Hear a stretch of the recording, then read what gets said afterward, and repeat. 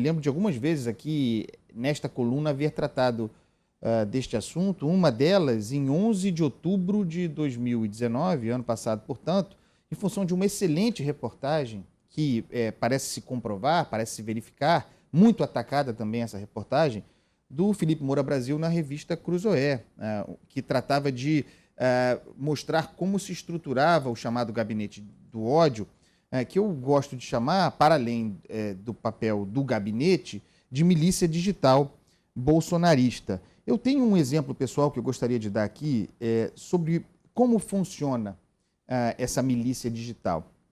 Então eu vou contar uma história que aconteceu comigo para exemplificar para o nosso ouvinte como se opera esse sistema. Como as pessoas sabem, quem não sabe fica sabendo agora, eu sou também editor de uma grande casa editorial.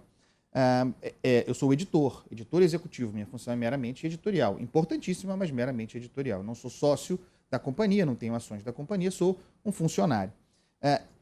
Essa empresa, num passado, legítima e legalmente, contraiu um empréstimo no BNDES, uma linha de crédito para mercado editorial. Qual foi a fake news que se costurou contra mim e contra a editora em função da minha atividade jornalística, criticando, isso ainda em 2018, período de campanha, criticando Jair Bolsonaro, apontando incoerências, fazendo papel jornalístico, de que eu estaria atacando... Vejam como funciona a articulação, como se consertam fatos reais na origem para criar uma teoria da conspiração e, portanto, uma mentira, desonrando as pessoas e as empresas. De que eu, porque seria... E aí a matéria de um desses sites bolsonaristas, portais bolsonaristas, me transformava em dono da editora. Por que eu seria dono de uma editora que tinha empréstimos no BNDES, empréstimos legais, contraídos antes da minha entrada na editora, aliás, diga-se, por causa dessa relação, eu estaria atacando Jair Bolsonaro porque eu não queria que a mamata acabasse.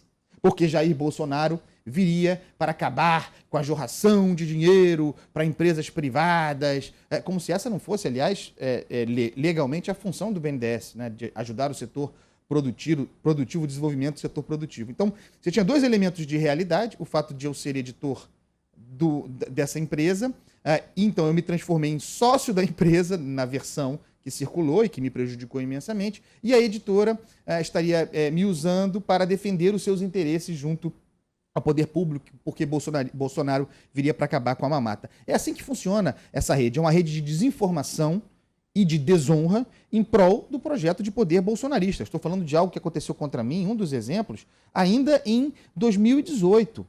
E isso acontecendo a partir de prepostos em gabinetes de políticos ligados ao presidente da República.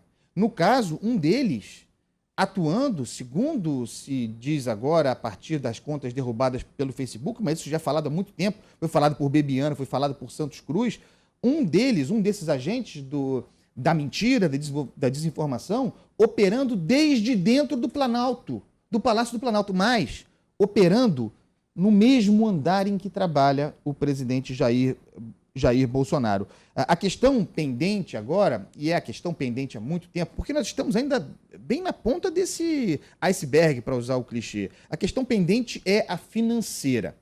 Para além do já absurdo financiamento dessas atividades com verbas de gabinete, com dinheiro público, porque assim o é, pessoas que estão lotadas em gabinetes de parlamentares, ou mesmo, no caso, a se confirmar do Planalto, fazendo isso durante o expediente, tendo essa como a sua função, operando com dinheiro público desde estruturas públicas. Para além disso, se haveria outro mecanismo de financiamento dessa atividade. É o que se investiga em todo lugar, é o que se investiga na tal CPMI das fake news, que com todas as desculpas me parece ser conduzida de maneira incompetente, é o que acontece...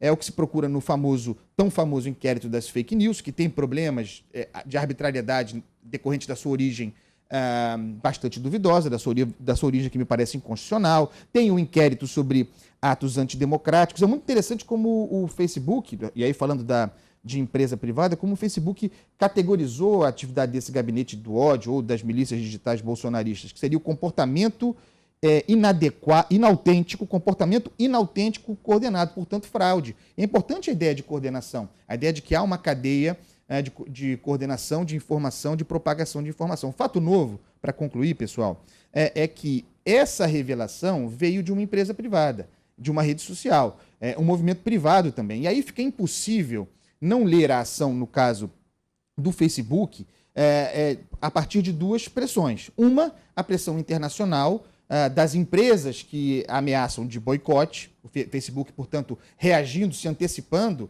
a que isso se materialize ou que isso se torne ainda mais grave. E, no segundo momento, aqui, pensando no Brasil especificamente, uma reação ao projeto de lei que já foi aprovado no Senado e que agora vai para a Câmara, o projeto de lei chamado Lei das Fake News. É sobre isso que o texto desse projeto de lei, que a gente já tratou aqui, Megali já tratou, é um texto muito complicado, muito ruim, vago, pouco debatido, que me parece ser tocado por gente que não conhece o assunto, que pode colocar em risco a liberdade de expressão, inclusive da atividade jornalística verdadeira, não essa de desinformação. Mas o que o Facebook fez ontem é o que se espera, o que essa lei pede que se faça. Rede social como juiz.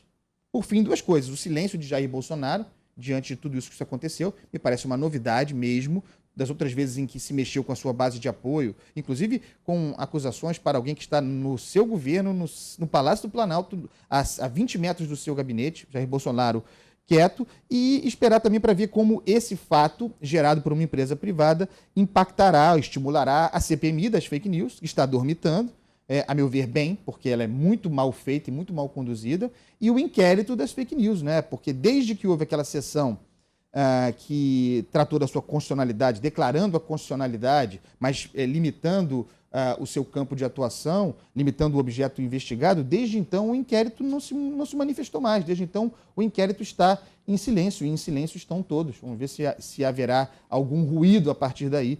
A ver. Por enquanto, o silêncio tem sido bastante eloquente. Andreasa, um beijo para você, até amanhã. Beijo, pessoal.